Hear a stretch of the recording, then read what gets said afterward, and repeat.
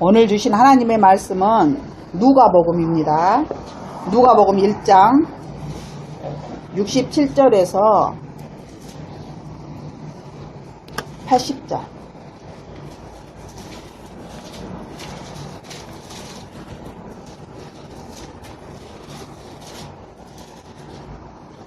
누가복음 1장 67절에서 80절까지 한 목소리로 봉독하십니다.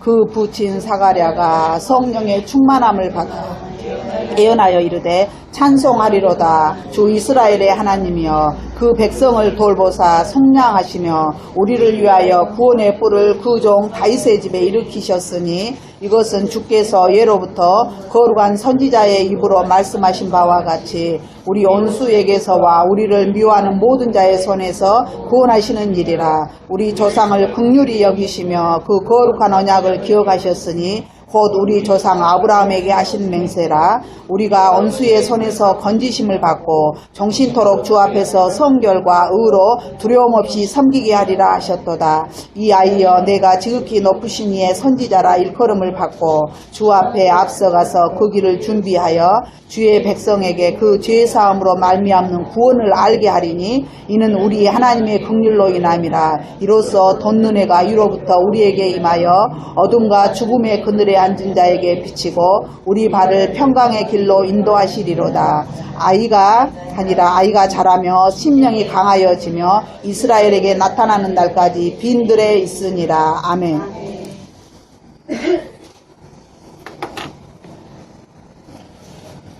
오늘 주신 말씀의 제목은 사가랴의 성령 충만입니다. 성령 충만. 우리 전 기독교인들이 희망하는 바이죠. 근데 말씀 그대로 성령 충만은 하나님의 영으로, 그러니까 가득하게 찬다 그 말이에요. 하나님의 영으로 가득하게 찬다. 찰충 가득할 만 그러거든요. 근데 이렇게 성령의 충만하면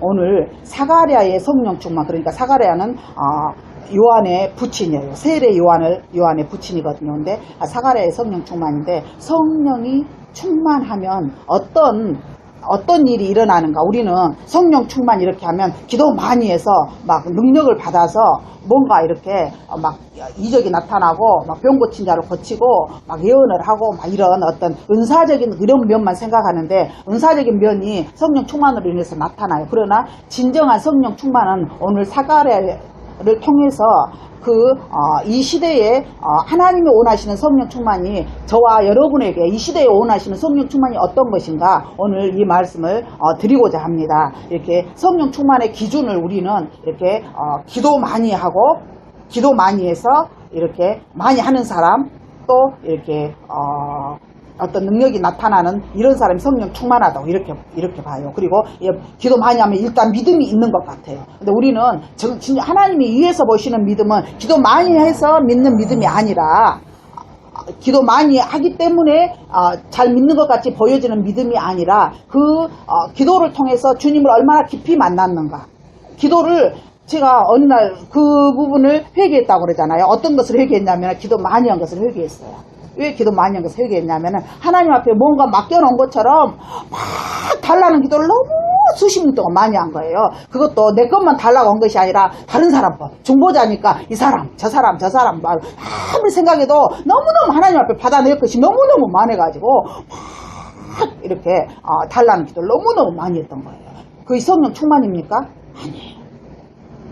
성령 충만은 그리스도의 영이 또 하나님께로부터 오는 성령, 하나님, 성부, 성자, 성령, 그 중에 3위 중에 한 위이신 예수 그리스도의 영, 하나님께로부터 보냄을 받은 영, 하나님의 영이 내 안에 오셔서 나를 온전히 통치하시고 다스리시고 내 안에서 정말 나를 통해서 나타나시는 것이 성령 충만이지, 내가 어떤 개인적으로 쓰임받는 것은 성령 충만이 아니에요. 많은 사람들이 기도에서 정말 순간적인 어떤 능력을 받고 이렇게 해가지고 그것을 자기 어떤 개인의 목적으로 쓰는 거예요. 이건 성령 충만 아닙니다. 누군가를 살리고 세우고 이러는 것 같지만은 너무 아니 그분을 만나고 그분으로 충만하면 그분의 인격이 내 인격이 되고 그분이 원하는 삶이 내 삶이 되어지는 것이 성령 충만이지 어떻게 나타나는 것으로 인해서 정말 저 사람은 기도하는 사람이고 능력받은 사람이고 성령 충만한 사람이다. 우리 이 가치관 자체를 이제 바꿔야 할 필요가 있는 거예요. 혼자 기도 많이 할 때는 정말 성령 충만한 것 같은데 삶 속에서는 전혀 그분의 성품이 나타나지 않는 것은 성령 충만이 아니에요. 우리가 이렇게 좀 정립되지 않는 부분들이 너무너무 많았던 거예요. 그럼 오늘 사가랴의 성령 충만은 오늘 이렇게 본문 누가복음 1장에서 이렇게 보면은 5절에서 보면은 5절 이하에 보면 6절에 이 두 사람이 하나님 앞에 의인이니 주의 계명과 규례대로 흠없이 행하더라.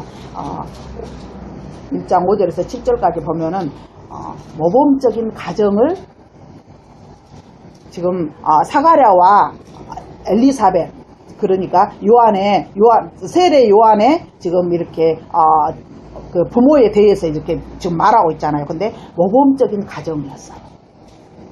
진정한 성령 충만을 받았습니까? 그러면 여러분들의 삶의 가정이 정말 모범적인 가정인가? 이 부부가요 늙도록 아이가 없는 거예요. 제사장이면 얼마나 기도를 많이 했겠습니까? 기도를 엄청 많이 했는데도 아이가 없어요. 근데 오늘 저는 이 사가랴의 성령 충만을 이렇게 묵상하면서 기도하면서 느낀 게 뭐냐면 참 주님은 사랑의 주님이시구나. 왜냐하면 지금 세례 요한이 예수님하고 비슷하게 살잖아요. 6개월 먼저 태어나가지고 한 33세 그 정도에 이렇게 순교를 당하잖아요. 목배임을 받잖아요. 그런데 이 엘리사벳과 사가랴가 젊었더라면 어떻게 돼요? 아들의 죽음을 봐야 돼요. 그런데 하나님 보호하사 이렇게 정말 저 나이도 많고요. 내 아내도 늙었습니다. 아예 그냥 이렇게 정말 아브람과 사라처럼 아이를 이렇게 잉태하고 이렇게 낳을 만한 그런 여건이 전혀 이제 끊어진 그런 상태예요. 그런데 하나님이 이렇게 제사를 드리는데 가브리엘 천사가 나타나고 아이를 준다. 이름을 요한이라 하라. 막 이렇게 막 하는 거예요. 근데 하나님이요, 배려를 그렇게 하셨으면 그렇게 나이 많아가지고 그 아들을 낳아서 먼저 부모를 이렇게 천국으로 소천을 시키고 이제 요한은 빈들에서 이제 살잖아요. 근데 부모가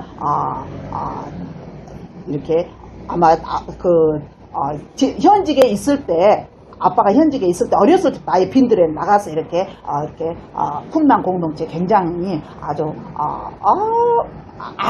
그냥 뭐라 그래요? 아예 그냥 엄청나게 이렇게 뭐랄까 극단적 경건주의 그 공동체에 이렇게 들어가서 어렸을 때부터 그렇게 사도 요한이 이렇게 세례 요한이 생활을 해요. 그런데 이 사가랴와 엘리사벳의 가정이 먼저 무엇을 했다? 모범적인 가정이었다. 모범적인 가정이었어요. 그리고 이렇게 그 다음에 사가랴가 이 8절 이하에 보면은 뭐가 있냐면은 이렇게 이게 제사장 직분을 행하는 게 나와요. 이게 지금 무슨 말이냐면은 성령 충만한 이 사람은 제도권 하에서 항상 순복해요. 기도 많이 했다. 뭐 떴다 봤다. 내가 직통계시 받는다. 나가 기도하면 하나님 직접 나한테 응답하신다. 이렇게 하면서 이렇게 어떤 교회에 이렇게 소속이 되지 아니하고 또 이렇게 그런 제도권 밖에 나가버리는 그런 사람 너무너무 많이 있잖아요. 정말 100% 그거는 100% 잘못된 경우가 99.9% 잘못이에요. 철저하게 아니에요. 아무리 예를 들면 생각해 보세요. 지금 우리 강주에서는 이용아 씨 그 서남재단의 그 서남학원에 엄청 학원 비리로 해가지고 오래 전부터 많잖아요. 그래서 막 그분이 구속되기도 하고 막 이렇게 하는데 그 재단에 이렇게 소속된 학교에 다닌 학생들이 아이고 우리 이사장 보니까 아주 이사장으로서 자격이 없고 또 누가 그 선생님들도 보니까 그냥 뭐 이렇게 취직한다고 실력도 안 되는데 막 5천씩 1억씩 이렇게 막 내고 막 들어왔고 이러니까 이런 선생님 밑에서는 이런 학교는 다닐 필요 없어 하고 학생이 그 학교를 자퇴해버리면 안 나와버리면 누구만 손해예요? 학생만 손해예요. 그런 것과 같이 우리의 삶 속에서 이렇게 정말 목사님이 못마땅해요. 죄송합니다. 못마땅할 수 있어요. 이렇게 또 행정 보니까 너무 엉망이고 또 이렇게 같이 이렇게 발을 맞춰서 이렇게 마음을 맞춰서 충성해야 되는데 그런 같은 성도들 안에서도 뭐 시험 들고 이렇게 하잖아요. 그런다고 해서 자기가 그곳을 이렇게 나와버리면 누구만 손해다? 자신만 손해요. 다른 데 가서 또 더 큰 일로 또 부딪히고 어차피 그렇게 세상은 그렇게 되어 있고 완벽한 것이 없어요. 그래서 진정으로 성령 충만한 자는 먼저 가정이 평안해요. 남편과의 아내와의 배우자의 관계에서 서로 신뢰하는 관계로 온전히 되어져요. 그 중요합니다. 그러면 이제 어떤 권사님은 이제 할 말이 많을 거예요. 나는 도대체 정말 하나 될래야 하나 될 수 없다. 근데 그 잘 참는 그것이 바로 하나님 원하시는 거예요. 너무 보니까 제가 보면 정말 존경스러워져. 저는 그 정도의 그 인격이나 이렇게 가정을 책임지지 아니하고 그런 남편하고 살아가면 정말 절대 못 살거든요. 그런데 정말 너무 잘 견디고 있는 거예요. 가정이라는 공동체가 깨지지 아니하고 그 희생과 눈물과 가슴 아픔을 통해서 이게 지금 성령 충만하냐 기도하고 은혜 받고 그냥 남 볼 때만 인정받는 것 같은 믿음이 있는 것 같고 그런다 할지라도 가정에서 온전하지 아니하면 그 사람은 진실로 올바른 은혜 받은 사람이 아니고 하나님의 영이 주관하는 자가 아니다 그 말이에요. 그 다음에 나중에 말씀드린 대로 제도권 아래서 반드시 순복하는 훈련 철저하게 순복해야 됩니다. 오늘 이 사가랴가 이렇게 대제사장으로서 의무를 이렇게 다하고 있잖아요. 근데 10절에서 보면은 이렇게 백성들은 밖에서 기도하고 사가랴는 어디서 안에서 이렇게 분양하면서 이렇게 기도해요. 이게 지금 무슨 말이냐면은 우리가 성령 충만한 자는 지성소에서 주님을 만나는 체험을 끝없이 해야 돼요. 그리고 아예 지성소로 어린 양의 보혈을 힘입고 지성소로 들어가서 그분을 만나야 된다 그 말이에요. 그런데 오늘 여기 보니까 백성들은 어디가 있어요? 밖에가 있잖아요. 제사장은 어디가 있어요? 지금 성소 안에가 있잖아요. 우리에게는 하나님 뭐라고 했어요? 왕같은 제사장이다 그랬어요. 이 시대의 왕같은 제사장이 누구냐면은 거룩한 세마포를 준비하는 주님의 종들이 왕같은 제사장이에요. 신부들이요. 이 신부들은 항상 어디로 들어간다? 지성소로 들어간다. 기도를 통해서 지성소로 들어가는 자가 성령 충만한 자입니다. 오늘 사가랴가 지성소에서 주님을 만났어요. 지성소에서 주님을 만나야 됩니다. 이 지성소에서 주님을 만나는데 지금 사가랴가 하는 기도가 뭐예요? 이스라엘의 회복. 그러니까 구약이나 현재 이르기까지 기독교의 모든 역사를 이렇게 보면은 항상 메시아를 기다려요. 오실 메시아를 기다려요. 지금 재림의 주로 우리가 기다리잖아요. 그러는 것처럼 오실 메시아를 기다리는 그 구원의 기준이 오실 메시아를 기다리는 게 구원의 기준이에요. 예? 이미 우리 예수 그리스도가 우리를 위해서 십자가에서 이미 2000년 전에 죽어주셨어요. 그리고 다시 오시마 약속하셨잖아요. 그러니까 끝없이 오실 메시아를 기독교 역사는 오실 메시아를 기다리는 거예요. 그리고 지금 이 사가랴가 오실 메시아를 지금 기다리고 있는 거예요. 삶의 중심이 이제 젊었을 때는 하나님 제가 이렇게 제사장인데 제사장 저를 또 이렇게 제 뒤를 이어서 제사장 가문에서는 또 제사장으로 계속 이렇게 되어지잖아요. 이렇게 하니까 저를 이어서 제사장이 될 아들을 달라고 자녀를 달라고 하나님 앞에 끝없이 기도했을 거예요. 그런데 하나님이 일체 안 주셔. 안 주시니까 아예 포기하고 오실 메시아만 기다리고 있는데 오늘 여기 지성소에서 주님이 성소에서 주님이 뭐라고 말씀하시냐면은 이제 가브리엘 천사를 보내가지고는 이름까지 지어주면서 아들을 준다는 거예요. 이게 지금 우리 아들을 준다. 이거 지성소에서 아들을 준다. 이거 지금 무슨 말인지 아세요? 예수 그리스도를 지성소에서 주님을 만나는 자만이 예수 그리스도를 만날 수 있는 거예요. 예수 그리스도 오심을 진심으로 기다리는 자가 지성소에 들어가는 거예요. 우리 정말 지성소에서 주님 만나시기 바랍니다. 이 시대의 성령 충만은 적당한 충만이 아니에요. 그냥 막 기도하고 막 이렇게 막 만족을 얻고 뭐 기도하니까 마음이 시원하고 뭐 이 정도의 성령 충만이 아니라 정말 지성소에 들어가서 그분과 1대1로 독대하면서 그분을 만나는 거. 정말 그분을 만나시기 바랍니다. 그분 만나셔야 됩니다. 이제 제가 설교를 이렇게 들어봐요. 꼭 2번씩은 들어요. 그럼 너무너무 아주 매끄럽지 못한 부분들이 너무 많아요.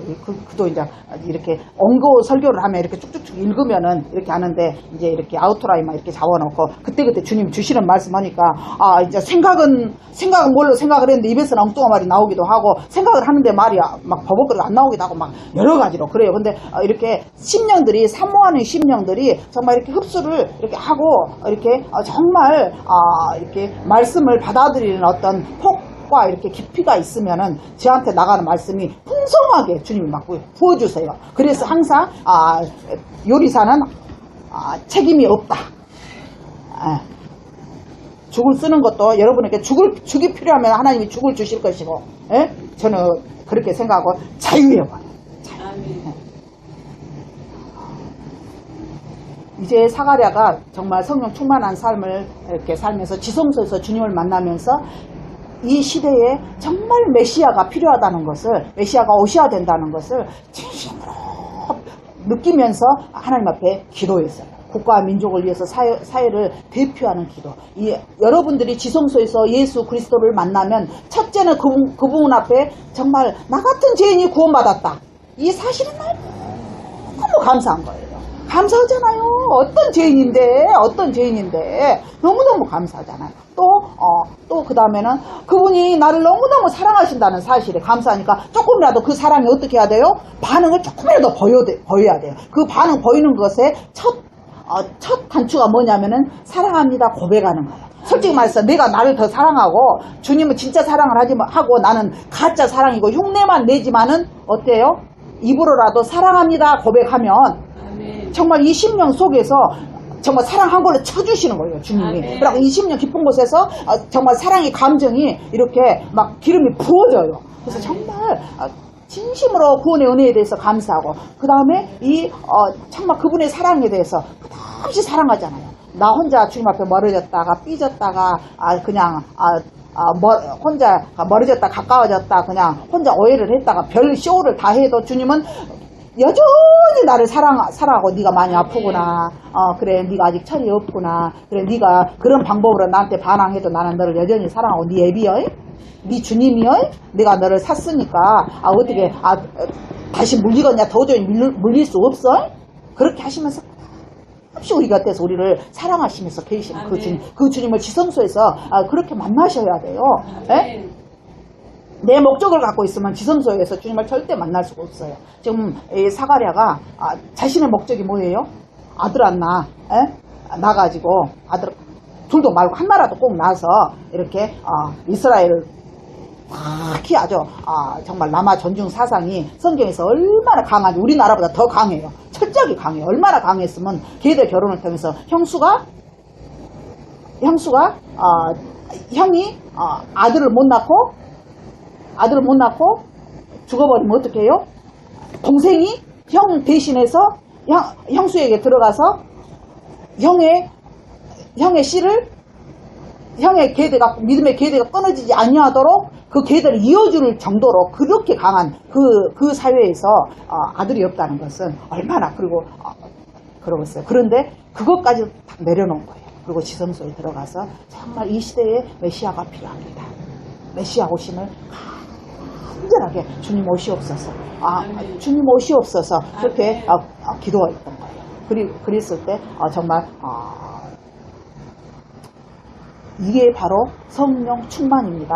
여러분 성령 충만하시기 바랍니다. 지성소에 들어가서 정말 성령의 기름 부으신 가운데서 그분을 정말 인격적으로 만나고 사랑 가운데 만나고 너무 감사해서 만나고 그렇게 만나셔야 됩니다. 그리고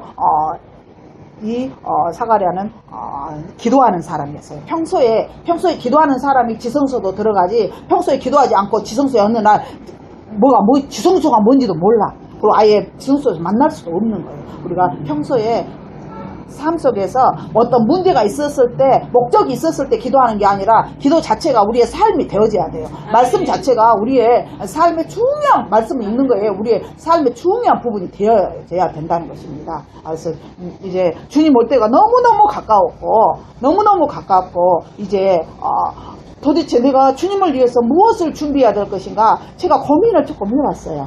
근데 정말 도대체 어떻게 해야 될까? 여러분도 좀 고민 좀 하시죠?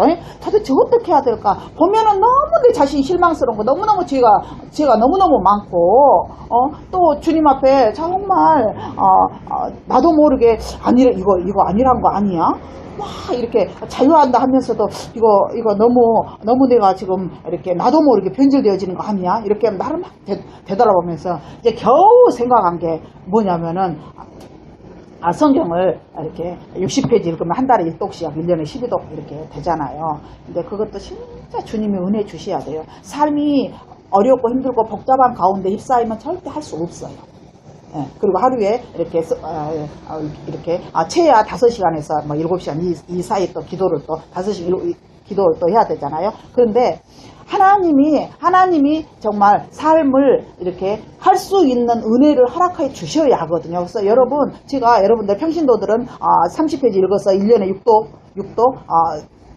목회자들은 60페이지씩 읽어서 1년에 12독 이렇게 말씀드리는 건 뭐냐면은, 그러면은 성경만 읽고 말하라가 아니라 평신도는 3시간 이상 기도, 목회자는 최하 5시간 이상 기도, 성경하고 말씀하고 같이 가야 되니까, 그러면 삶이, 여러분 평탄을 원하시잖아요. 삶이 평탄해져요. 하나님 앞에 집중하고 있으니까, 하나님 앞에 집중한 데 악한 원수가 어떻게 우리를 해할 수 있다 없다? 없다. 예. 사람 막 능력 주시옵소서, 이거 아니다 그 말이에요. 진정한 성령 충만은 말씀과 기도에 내가 잡혀 있는 거예요. 평소에 기도하는 자가 오늘 사가랴와 같이 지성소에서 주님을 만날 수 있는 거예요. 이 사가랴가 이렇게 국가와 이 민족을 보니까 너무 소망이 없어. 오직 예수가 오셔야 돼. 메시아가 오셔야 되는 거예요. 그래서 그 메시아를 대망하는 거예요. 그리고 이제 그 국가 민족의 그 장래를 보니까 소망이 없잖아요. 그래서 메시아를 기다리는데 그냥 보통 이렇게 기다리는 게 아니라 정말 마음을 다해서 삶의 주된 목적, 또 기도의 주된 모든 것을 중심을 다해서 이 메시아를 기다리는 그런 그 모습을 볼 수가 있습니다. 이게 뭐냐면은 성령 충만한 사가랴의 모습이에요. 이제 18절에서 보면 1장 18절에 보면은 아들을 준다고 그렇게 하니까 내가 늙었습니다. 아내도 나이가 많습니다. 이건 무슨 말이냐 하면은 내 개인의 소원이 없어지는 거예요. 지성소에서 주님을 만난 자는 내 개인적으로 제가 뭐 잘 먹고 잘 입고 무슨 유명해지고 목회가 성공해서 어떤 뭘 이루고 이 자체가 없어지는 거예요. 예, 지금 그 말입니다. 내 개인의 무엇을 소유하고자, 내가 뭔가 잘 되고자 하는 이런 것들이 철저하게 없어지고 오직 목적이 예수 그리스도. 그분의 나라가 이 땅에 임하는 거, 그분이 이 땅에 오시는 거, 이 목적을 가지고 이렇게 구했다 그 말입니다. 이제 사가랴가 이제 벙어리가 됐잖아요. 근데요, 벙어리가 된 사가랴가 얼마나 깊이 주님을 이렇게 만나고 이게 지금 글로라도 써가지고 내가 지성소에서 천사 가브리엘을 만나가지고 가브리엘이 나에게 아들을 준다겠고 그 이름을 요한이라고 했고 뭐 어쩌고 저쩌고 해가지고 막 자랑을 전혀 안 했어요. 일치 안 했어요. 그리고는 요한을 딱 낳고 나서 이렇게 이름을 이렇게 뭐라고 했으면 좋겠냐 이렇게 하니까는 요한이라고 이렇게 써요. 그런데 이미 엘리사벳도 받은 것이 있어서 요한이라고 이렇게 딱 일치되는 거예요. 이렇게 일체, 말문을 주님이 딱 닫으시니까 온전히 주님만 바라봐. 온전히.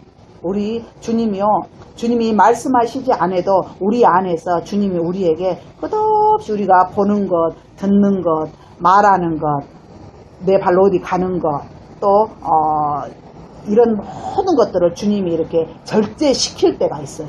그걸 여러분들이 잘 파악하고 이렇게 절제하시기 바랍니다. 이게 어떤 금식이 될 수도 있고, 그러니까 미디어 금식이 될 수도 있고, 이런 먹는 음식의 금식일 수도 있고, 쇼핑의 금식일 수도 있고, 어떤 그런 것들이 막 있어요. 그런데 사람들이, 왜냐하면 주님 앞에 우리가 성령 충만해야 지금 우리 이제는 살아남잖아요. 근데 성령 충만해야 된다 이 말은 주님 앞에 온전히 집중해야 되잖아요. 주님이 나를 온전히 통치하시고 다스리시고 온전히 주님만 나타나는 삶을 살아야 되는데, 내가 원하는 거 다 보고 그냥 세상에 잡다한 거 다 듣고 다 말하고 그냥 어디 여기고 저기고 막 갈 데고 안 갈 데고 막 천벅점 어디든지 막 가 있고, 이거는 성령 충만할 수가 없는 거예요.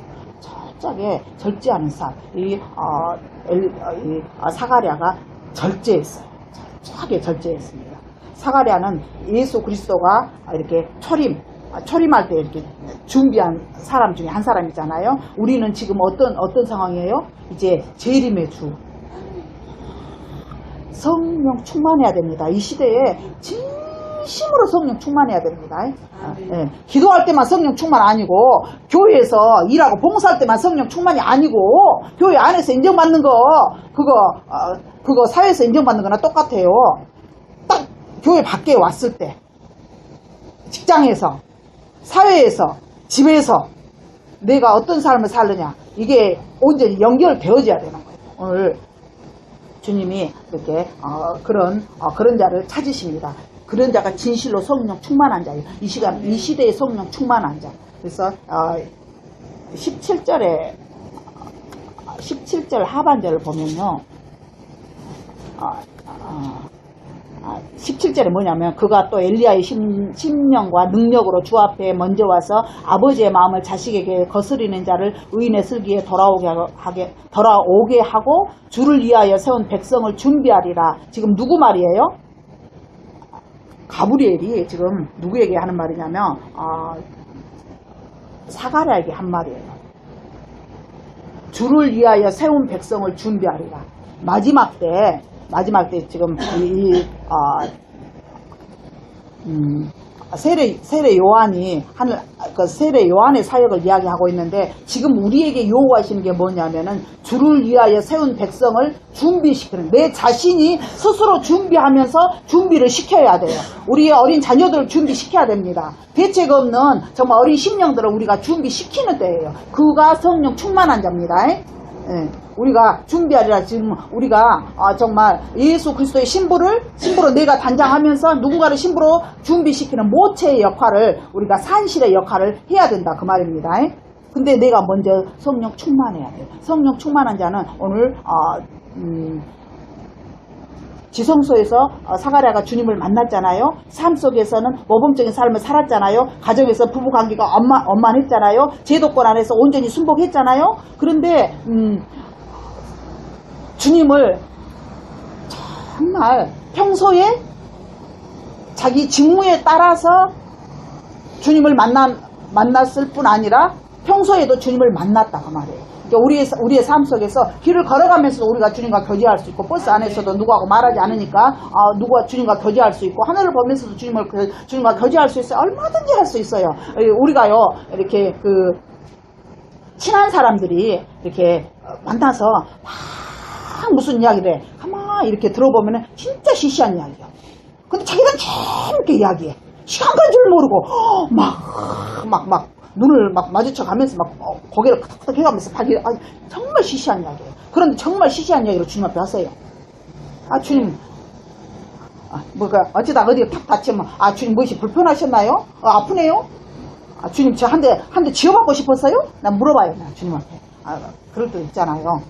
그 무엇이 털크덕 떨어져고 내가 딱 놀려면은, 주님 어째 좀 무엇이 좀 저한테 제가 좀 불편하거든. 주님 원하지 않는 삐뚤어진 생각을 하고 있나요? 그러고 물어보고, 시시한 말 많이 하세요. 주님 앞에. 예, 자꾸 그렇게 해야 돼요. 그리고 그렇게 주님을 지성소에서 이렇게 대면에서 이렇게 만나는 자는 삶 속에서 이렇게 어때요? 친할수록 어때요? 시시한 말도 많이 하지만 중요한 말 꼭 해요. 꼭 중요한 말을 반드시 해. 예? 그럼 내가 다시 온다? 중요한 말 반드시 주님 해주시는 거예요. 예? 반드시 듣게 하시든지 아무튼 하세요. 그 다음에 또 뭐냐면은 이렇게 친하잖아요. 그러면은 비밀을 말해. 너한테는 절대 말해서는 안 되는 비밀을 반드시 속에다가 깊이 숨겨놓은 비밀을 어째요? 하잖아요. 주님도 마찬가지예요. 주님 앞에 시시한 말 많이 하세요. 예? 예, 그 다음에 중요한 말도 꼭 들으세요. 예, 그리고 비밀도 꼭 해내세요. 주님 앞에 자꾸 일단은 친해야 돼. 친하는 데는 시시한 말을 많이 해야 친하다 그 말이에요. 그러니까 아버지 사랑해요. 아버지 감사해요. 얼마나 그때 아프셨나요? 그 십자가 한번 생각해 보세요. 아프셨나요? 얼마나 창피하셨나요? 죄송해요. 근데 그분이 반드시 죽으셔야 우리가 구원을 받기 때문에 우리는 어째요? 십자가를 정말 생생하게 내 현재의 사건으로 체험하기 위해서는 십자가 현장에 내가 이렇게 찾아가서 주님이 죽었는가 안 죽었는가 확인해야 돼. 죽어야 돼. 저번 삶 절대로 안 돼. 내가 죽으니까. 내가 지옥 가니까. 우리 정말 잔인한 자들입니다. 주님 죄송해요. 그리고 눈물만 철철철 흘리면서 주님 죽는 것을 확인해야 돼. 그래가지고 정말 물 한 방울 피 한 방울 흘리셔서 고개를 탁 꺾으시면서 다 이루었다고 아버지 내용을 받으시옵소서. 그 현장에 내가 잔인하게 그분의 죽음을 이렇게 보면서 그분이 죽으시면서 흘리는 그 피를 내가 먹고 바르면서 내가 보호받고 내가 생명을 얻는 거예요. 우리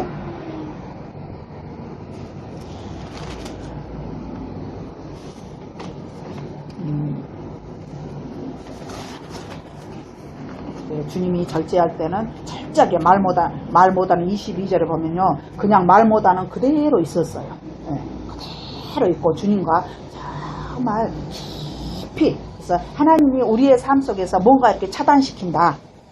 네, 사람을 차단시키고 물질을 차단시키고 하는 일이 잘 안 돼가지고 막막하고 막 이렇게 막 사면 초과의 어떤 일들이 이렇게 있잖아요. 그럴 때는 묵묵히 그대로 가만히 있는 것이 하나님을 도와드리는 거예요. 하나님이 일하시는 거예요. 그런데 그냥 막 거기서 발버둥 치면은 될 일도 안 돼요. 근데 사람들은 뭔가 이렇게 막 노력을 하고 뭔가 이렇게 가능성을 막 찾아보려고 이렇게 하죠. 가능성은 오직 누구에게 있어요? 예수 그리스도께 그분께 있는 거예요. 하나님 차단시킬 때는 하나님이 차단시키시는구나. 그렇잖아. 물질이 부족하면 하나님이 그 물질을 금식시키시는구나. 또 뭐 사람이 별로 안 오면 하나님이 사람 금식시키는구나. 엄청 자유예요. 여러분도 그런 자유를 누리시기 바랍니다. 그게 진정한 성령 충만이다 그 말이에요. 우리가 생각할 때 뭔가 막 북적북적하고 뭔가 막 넘치고 이것만 성령 충만이 아니라 외적인 건 넘치는 거 말고 내 안에서 그리스도의 영으로 넘치고 하나님의 사랑으로 넘치고 감사로 넘치고 정말 내가 어떤 죄인인데 구원받았는가 이거 생각하면 너무 감사해요. 아멘. 너무도 감사해요. 오늘 모처럼 우리 사이가 왔어요. 박수 한번 쳐주세요. 나는요, 이렇게 아들하고 다른 게 사이는 좀 어렵기는 어렵더만. 근데 나는 저 사이를 너무너무 이렇게 마음으로 너무너무 사랑해요. 그 이유가 뭐냐면은 이렇게 안 믿는 가정에서 복음의 씨가 저 아들에게 이렇게 떨어진 거예요. 그래가지고, 제가 엄청 구하는 기도를 많이 이렇게 했잖아요. 그래가지고 정말 우리, 딸을 이렇게, 태중에 있을 때부터 배우자 놓고 기도를 계속 평생을 내다보면서 계속 기도를 해왔잖아요. 예. 그런데 어느 날 결혼한다는 거예요. 근데 조건을 보니까는 안 믿는 집에 그냥 지그들이 눈 맞았고. 근데 혼자 그리고는 이제 목회자도 아니고 근데 일체 말 안 했어. 어련히 알아서 하나님이 그렇게도 기도했는데 어련히 알아서 그래서요 이렇게 제가 원하는 뭐 믿음의 어떤 분량이나 이런 원하는 이런 건 아니에요. 그런데 얼마나 저 아들을 하나님이 사랑했으면 그렇게 내 딸의 배필을 위해서 수십 년을 기도했는데 뱃속에 있을 때부터 기도해가지고 제 기도가 그냥 허다마다 가끔 하는 그런 기도가 아니잖아요. 여러분 아시다시피 그랬는데 주셨을까? 이거 딱 생각하면 하나님이 보통 사랑한 것이 아니고 반드시 구원하고 정말 사랑하는 아들 이렇게 생각하고 그냥 모든 삶 속에서 이렇게 그냥 나에게 이렇게 되어지는 일들 자체를 이렇게 순복하면서 받아들이는 이게 성령 충만이다 그 말이에요. 안 되고 뭐 어떻고 저떻고 이렇게 하고 사이만 불편하고 저거들은 좋아서 조금 못 살았고 그러면 뭐 무슨 이유가 있겠어. 근데 딱 하나님이 너무너무 그냥 삶 속에서 이렇게 그냥 편안하게 그냥 무던하게 넘어가요. 이제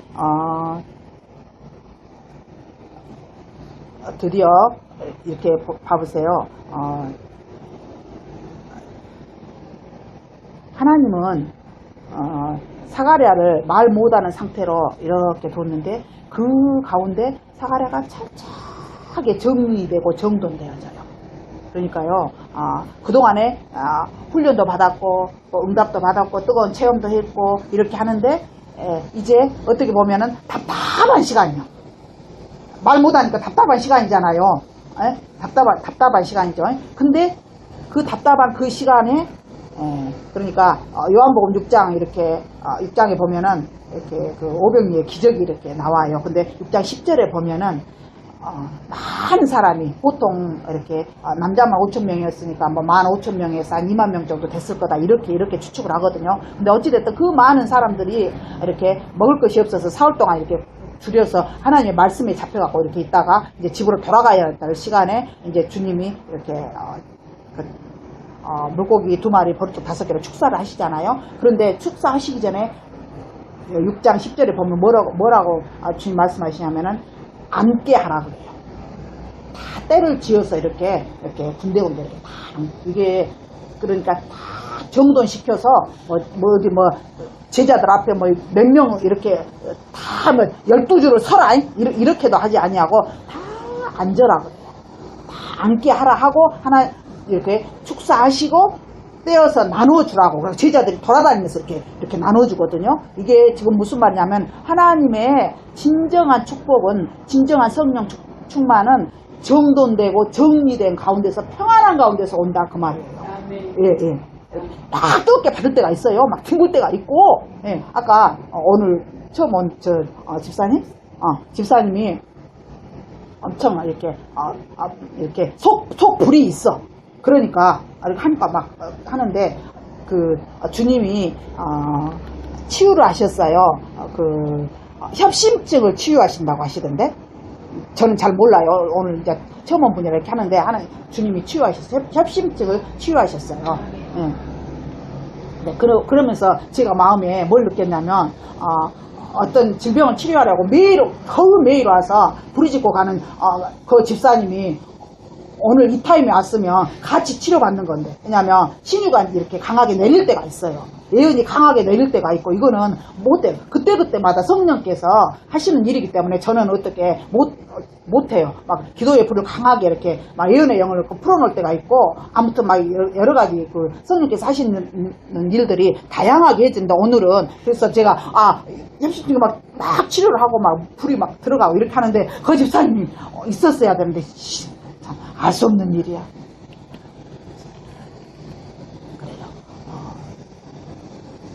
그리고 이제 사가랴가 입이 열리면서 제일 먼저 뭐라고 하냐면은 성령 충만해서 예언하고 하나님을 찬송했다 했어요. 근데 찬송했는데 어떤 찬송을 했냐면 본문 68절에 보면은 그 백성을 돌아보사 속량하셨다 그랬어요. 진정으로 성령 충만한 자는 무엇을? 속량, 구속받은 은혜에 대해서 찬양하게 되는 거예요. 죄사함의 은혜에 대해서 철저하게 너무 이 십자가의 그 죄사함의 그 비밀, 그 은혜를, 그 백성을 속량한 그 은혜, 이거를 사가랴가 제일 먼저 입이 터지자마자 말하는 거예요.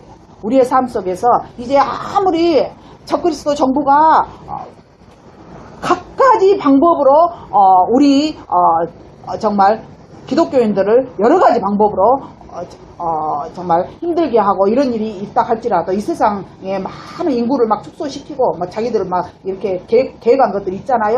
어떤 일들이 일어났다 할지라도 우리의 구세주 예수 그리스도가 다시 오세요.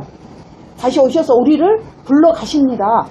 네, 우리를 그 사랑하는 아들의 나라로 옮겨 가세요.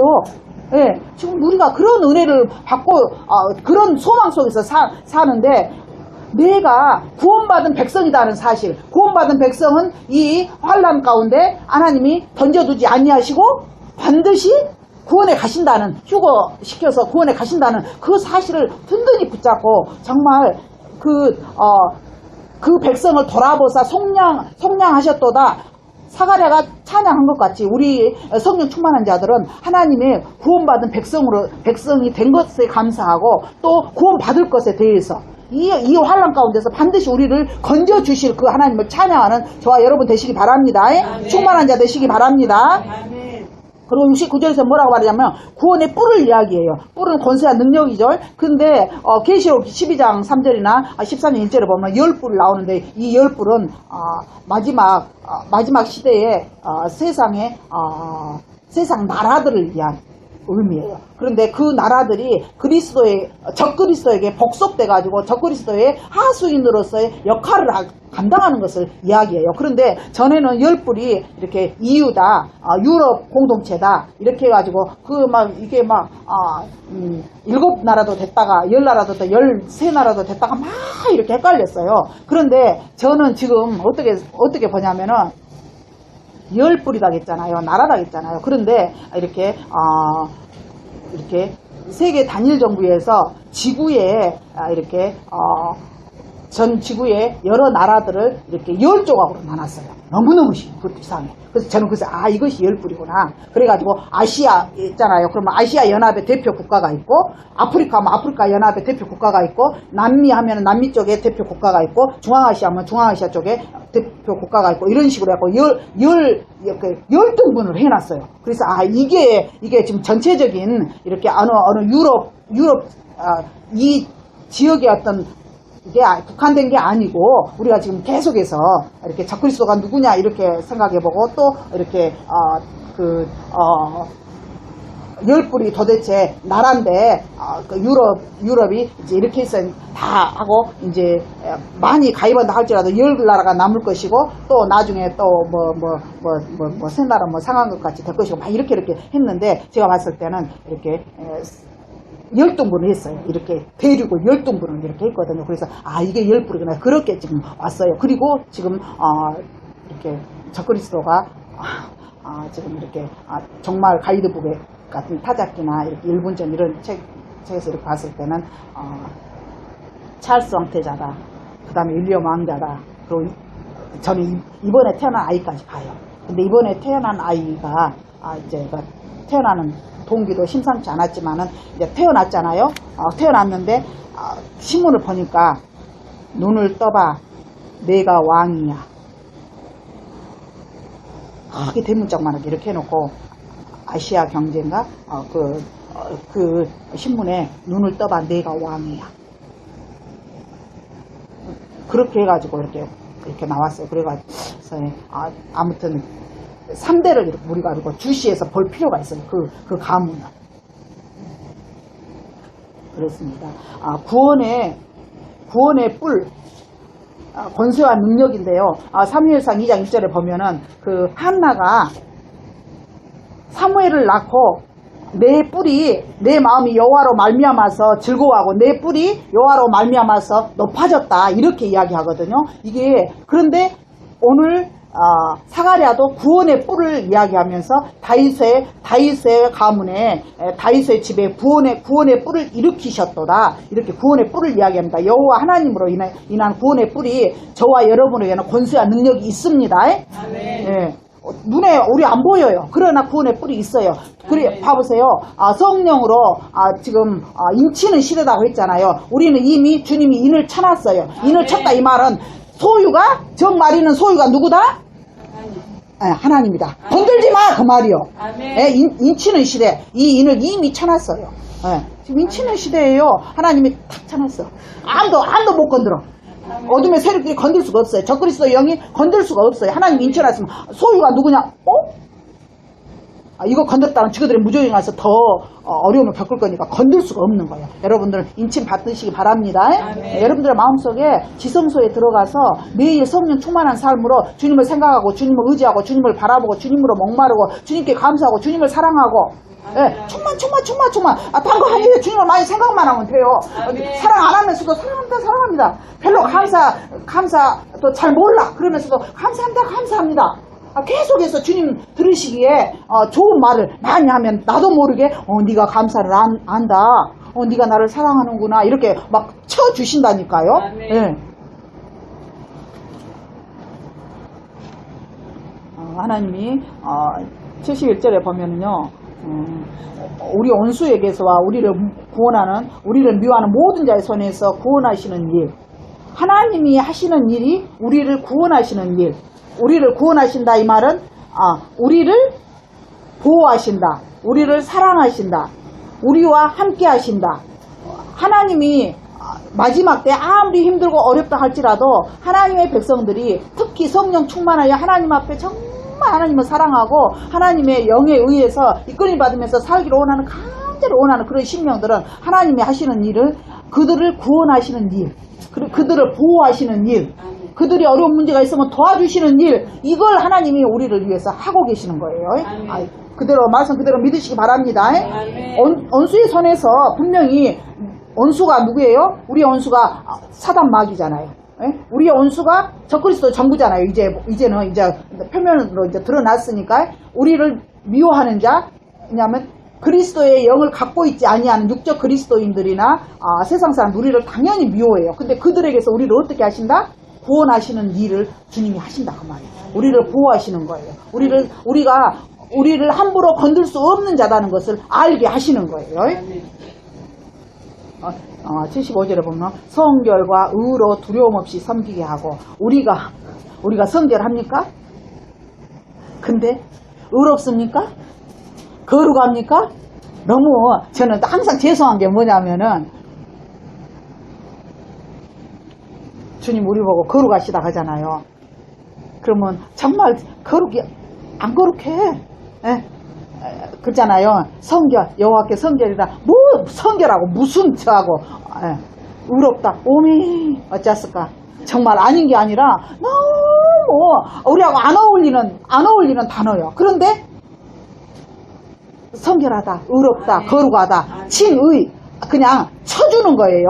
아예 그냥 의롭지 않은데 의로우시니까 의롭다 하니까 의로운 거예요.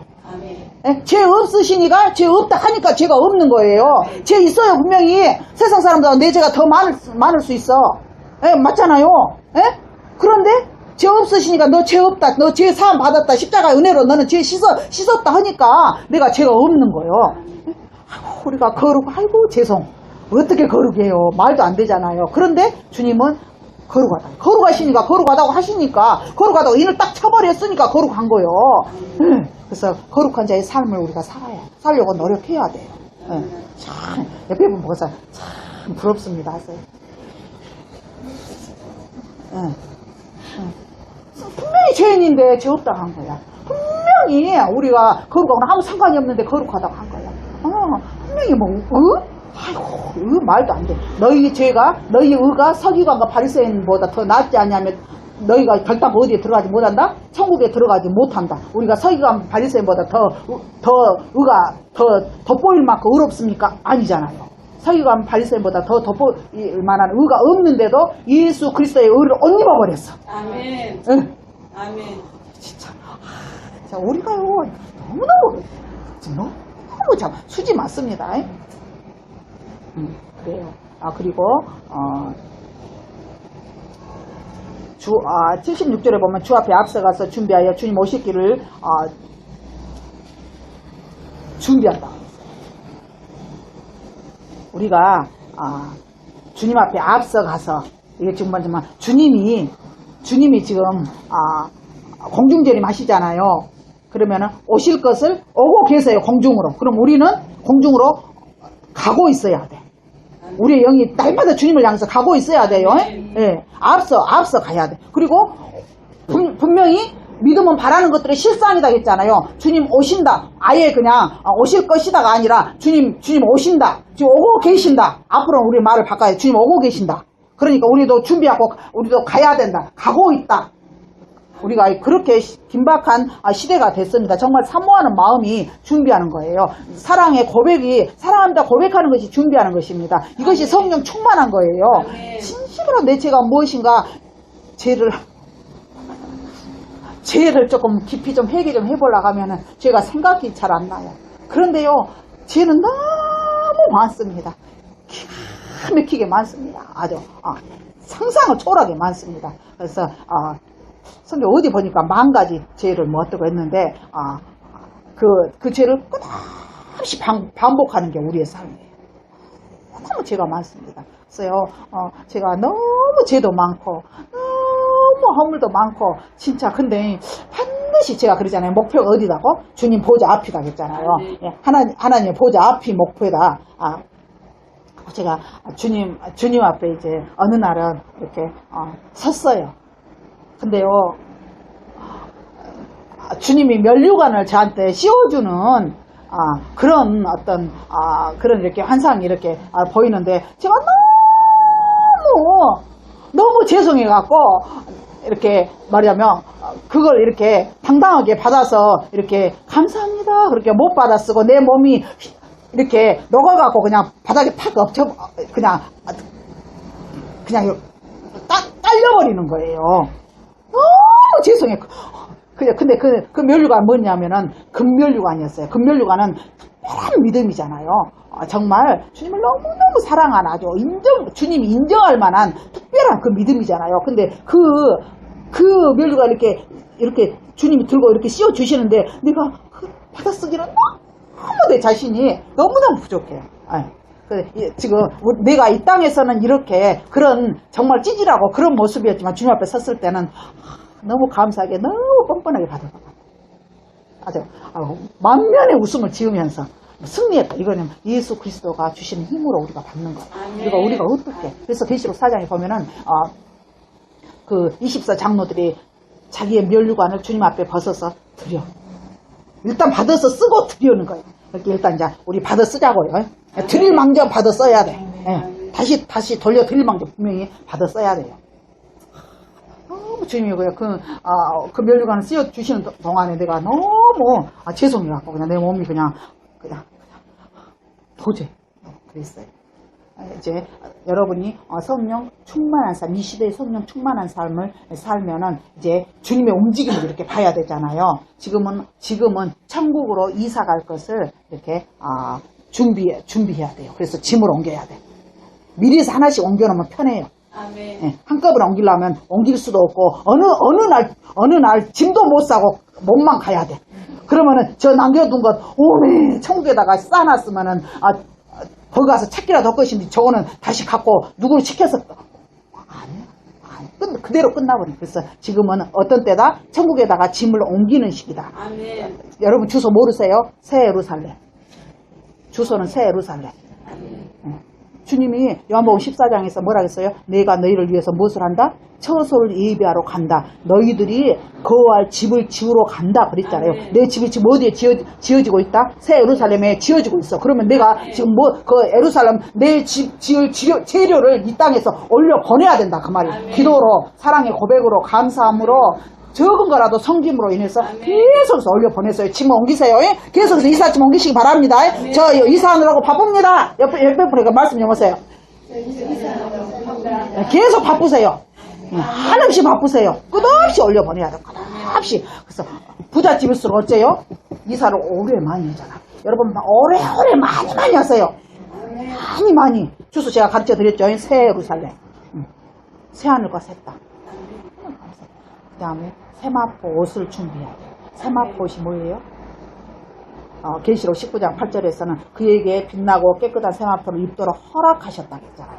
허락하셨다. 그러면 빛나고 깨끗한 세마포로 입도록 허락하셨다 해놓고는 이렇게 뭐냐면은 그 세마포는 성도들의 옳은 행실이로다. 진심으로 회개하지 아니하면 옳은 행실이 나올 수가 없어요. 진심으로 회개해야 돼요. 우리가 넘어질 수 있고 쓰러질 수 있고 죄 지을 수 있고 또 정말 내가 원하지 않는 성도로서 올바른 삶을 살지 않을 수 있지만은 살짝 회개하면서 돌이키고 올바른 삶을 살았을 때 빛나고 깨끗한 세마포옷을 입도록 허락을 받아야 돼. 우리가 준비해서 입는 게 아니라 정말 우리는 준비하는 그 과정에 우리가 자유적인 의지를 내드려서 회개하고 선한 삶을 살도록 노력하고 이렇게 하잖아요. 그러는데 그분이 허락하시더라고요. 옆에 분에게 자랑하세요. 저는 빛나고 깨끗한 세마포를 입도록 허락받았습니다. 시작! 저는 빛나고 깨끗한 세마포를 입도록 허락받았습니다. 그분이 허락하셔야 돼요. 여러분 성령 충만한 자가 됐을 때 빛나고 깨끗한 세마포를 입도록 허락받는 거예요. 여러분 성령 충만한 자가 됐을 때 천국에 계속해서 이삿짐을 옮기는 거예요. 계속. 그동안에 옮겼는데 지금은 이제 더 열심히 많이 옮기세요. 철저하게 많이 옮기세요. 77절에 죄사함으로 말미암는 구원을 알게 하리니 우리의 삶에 주님 오신 날까지 죄사함으로 말미암는 십자가의 그 희생과 그 사랑을 통해서 내가 그 구원을 알고 그 구원을 알게 한다. 그 구원을 전한다. 전도한다. 십자가의 은혜를 끝없이 내가 감사하면서 누구에겐가 십자가의 은혜만이 구원받는 길이라고 철저하게 우리가 정말 증거하는 그런 삶을 살아야 될 것입니다. 그랬을 때 어떻게 하면 돋는 해가 위로부터 우리에게 임한다 그랬어요. 돋는 해가 이렇게 정말 이렇게 지지 않는 해가 우리의 삶 속에서 정말 그분으로 인해서 끝없이 임하는 그런 삶이 되시기 바랍니다. 그렇게 했을 때 죽음의 그늘에 앉은 자들에게 비친다. 나에게 먼저 비춰주시고 또 우리를 통해서 어째요? 그들이 생명의 빛을 받고 끝없이 받는 거예요. 그리고 평강의 길로 인도한다. 평강의 길은 항상 뭐였어요? 구원이에요. 주님이 재림하셔서 부활하셔서 제일 먼저 너희가 평안하냐? 평안할지어다. 평안을 말씀하셨잖아요. 우리가 우리 삶 속에서 아무리 힘들고 어렵다 할지라도 스데반이 순교할 때 평안하게 죽었어요? 고통 가운데 죽었어요? 평안했어요. 너무 평안했어요. 얼굴이 막 해같이 빛나고 천사가. 왜냐하면 환경을 초월해버려요. 죽음과 어둠과 죽음의 그늘에서도 하나님의 은혜의 해가 정말 끝없이 비추면은 그렇게 평안해지는 거예요.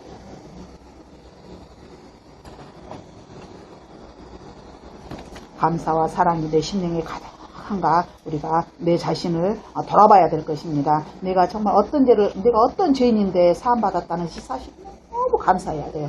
내가 주님 앞에 어떤 사랑을 받았는가 구비구비 인생의 구비구비마다 하나님 나를 얼마나 챙겨주시고 내 편을 들어주셨는가 여러분 아시잖아요. 주는 자 받는 자밖에 모르는 비밀이 있잖아요. 사람들은 정말로 안심하게 보고 사람들은 아무 대책이 없다 할지라도 하나님은 나도 모르는 대책을 세워주셔갖고 여기까지 우리가 온 거예요. 너무너무 감사해요. 하나님의 은혜에 내가 쌓여있어. 그렇잖아요.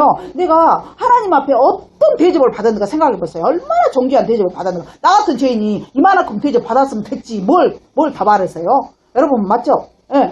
하나님이 막 죄만 갖고 우리를 책망하신다면 우리가 어떻게 살았어. 근데 육체의 죄는 말씀하시지 아니하고 끝없이 대접하시고 사랑하고 나는 존귀한 자다. 너는 존귀한 자다. 너는 보배로운 자다. 너는 나의 귀한 자다. 너는 내 생명이다. 너는 내 사랑이다. 너는 내가 너한테 기업을 주려고 너는 내 기업이다. 그분의 나라를 주시는 거예요. 그분의 보좌까지 함께 앉게 하여 주시고 그분이 가진 왕권도 나눠서 갖자. 아니 여러분 그분이 하신 말씀이 내 안에서 막 뭉클뭉클 주님 나한테 그렇게 말씀하셨지. 말씀 다 있잖아요. 제가 방금 한 말이 다 있잖아요. 이게 성령 충만이다 그 말이에요. 그런 삶 여러분 사시기 바랍니다. 아멘. 하늘에는 끝없이 전쟁이 있을 거예요. 우리의 심령 속에서도 우리의 마음 속에서도 가정에서도 끝없이 전쟁이 일어나요. 그러나 내가 성령 충만하고 하나님을 받은 은혜가 있고 하나님 나에게 그동안에 베풀어 주신 그 은혜가 변하나요? 절대 변하지 않아요. 끝없이 세상 끝날까지 함께 하실 거잖아요. 생각하면 내가 얼마나 충만하냐. 하나님 은혜를 감지하는 어떤 정도예요. 철저하게 하나님 은혜 가운데서 우리는 로마서 9장 23절에 보면은 영광을 받기로 예비하신 긍휼의 그릇이다 그랬어요. 긍휼의 그릇. 이게 불쌍히 여기시고 그냥 하나님이 그냥 신실하게 우리를 돌봐주시고 그런 긍휼의 그릇이에요. 그래서 긍휼의 그릇이 하나님의 영광의 풍성함을 알게 하고자 긍휼의 그릇은 하나님의 영광의 풍성함을 아는 거예요. 삶 속에서 체험하는 거예요. 이게 우리 심령 속에서 내가 얼마나 그분의 영으로 충만하냐, 하나님의 긍휼의 그릇이라는 것을 알고 하나님의 영광에 참여하고, 하나님의 영광이 누구 영광이에요? 바로 나의 영광이에요. 아멘. 너무너무 주님이 이 땅에 오시면 재림이 이제 정말 코앞이잖아요. 휴거는 클라이막스잖아요. 그때 주인공이 저와 여러분이에요. 저와 여러분이라니까. 깨끗한 세마포를 입도록 허락하셨어. 아멘. 그래가지고 지금 세마포가 계속해서 빛나고 있어요. 반짝반짝. 왜 우리 소녀딸을 이렇게 씻어주니까 뭐라 하냐면은 깨끗하다. 내가 그러니까 옆에서 반짝반짝 빛난다. 옆에서 그러고 있는 거예요. 이제 엄마가 씻어주면서 그렇게 말을 했나 봐요. 그러는 거 가지고 우리가 깨끗이 회개할수록 어째 우리의 세마포가 계속해서 반짝반짝 빛나는 거예요. 그래서 제가 언젠가 말씀드렸죠. 하나님 영광의 보좌에서 흘러나오는 그 빛이 우리의 세마포가 거의 닮았어. 깨끗할수록 영광의 빛과 우리 세마포가 거의 같아. 여러분 충만하시기 바랍니다. 그분의 영으로 충만하시기 바랍니다. 다 같이 기도드리십니다.